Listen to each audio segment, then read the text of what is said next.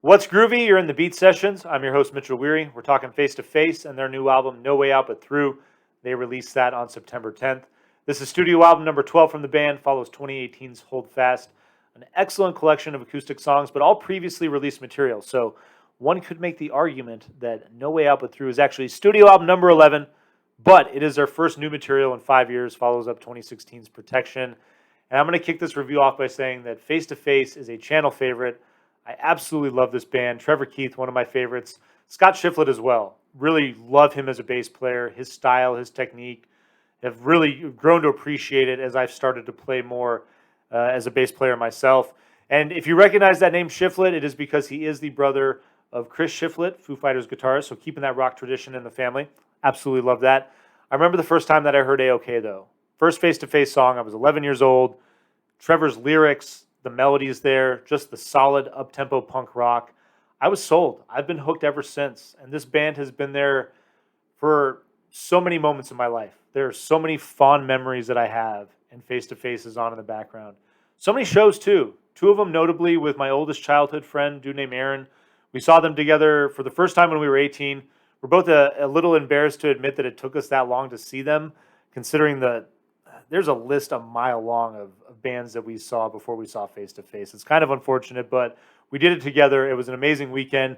Had another great weekend out in San Diego. We saw these guys at the observatory like 5 months before all the COVID stuff went down. So an amazing concert. Got to see them with Lagwagon. Got to meet the band before the show started. Trevor, Scott, the whole band, just amazing dudes. Very blessed to have had that experience in light of the musical depravity that followed with COVID. That experience, reflecting on those memories, definitely helped hold me over at the difficult moments when I was craving live music. This band, if you're not familiar with them, you probably are. They're one of those obscure bands that you probably don't know the name, but I guarantee you, whether it's Disconnected or another handful of songs, they've had spots in commercials, movies, a couple radio spots with Disconnected, especially early on in their career. That song blew up in LA. But they've been out there. You more than likely have heard a song or two from this band. And again, a great melodic style of punk rock music, taking a lot of inspiration from a band like the Descendants, but their compositions are a little more fleshed out. You get songs that have, 2.5, 3 minute runtime, a little longer sometimes even. They even flirt with 4 or 5 minute runtimes. It's not uncharted territory for them. So, the Descendants have, they're more of like the 60-second, 90-second type of punk rock band. But what I love about that band is that, that 90 seconds, it's like a blistering hook in and of itself.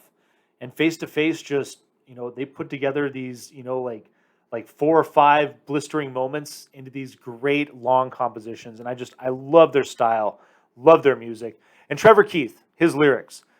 I remember listening to this dude. I met this guy the second time I saw Face to Face, and he was talking about growing up without a father and how listening to Trevor Keith, the message that was delivered in his lyrics about the hardships of growing up, that life is going to be difficult, it's going to present you with challenges, but it's also a beautiful experience. And if you're able to gather strength and learn to build self-esteem, learn to build confidence in yourself, and learn to believe in yourself, and even when you fail, just knowing that, all right, like all I can do is take the next step and the next challenge and hope that I do better and hope that I do succeed. And this message just it runs throughout his music for years, for 3 decades almost now.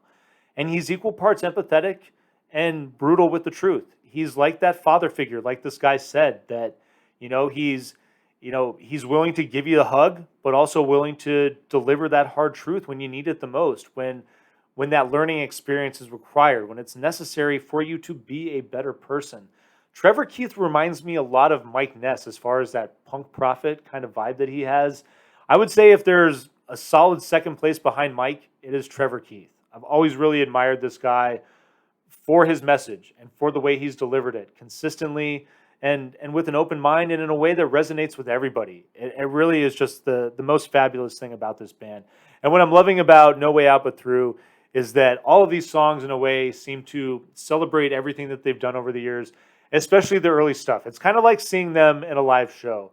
It's great the way they work in some of their newer music, But if you go to see them live now, they're playing the classics. They're playing the hits. They're playing that stuff that they know their fans will, love. It's what got me into this band. It's what gotten so many people into this band. But a lot of this stuff really taking inspiration from "Don't Turn Away," Big Choice, and Self-Titled. But there's moments like "Black Eyed Specialist" that's channeling an album like "Reactionary."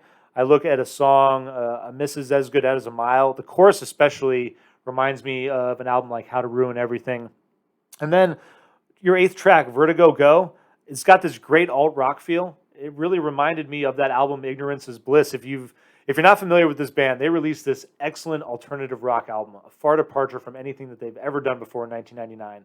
And it's definitely worth checking out while you're exploring their catalog if you decide to get into them. But the last three tracks, there's "Spit Shine," and then it goes into "This Is My Vanishing Act," the penultimate track. And then the outro song is "Farewell Song," and it leads me to wonder if this is the last original material that we're going to get from this band. Like I said, they've had a 30-year run. They've put out so many albums. They've been so consistent, so good. The last few albums were a little on the weak side, but if this is their swan song, if they're going out with this record, it's a great celebration of everything that they've done over the years, the style that they've built, the message that they've delivered. And I've got to encourage you to get in this band if you've never checked them out. Of course, I'm going to Vinyl Please Face to Face. Got to keep the catalog full. The catalog is full of their records, every single one of them. I'm very proud of that. I love these guys. Please like this album review. Please enjoy listening to this record as well. Share this video. Stay tuned for more album reviews as the week goes on, and subscribe to the channel. We will see you next time on the Beat Sessions.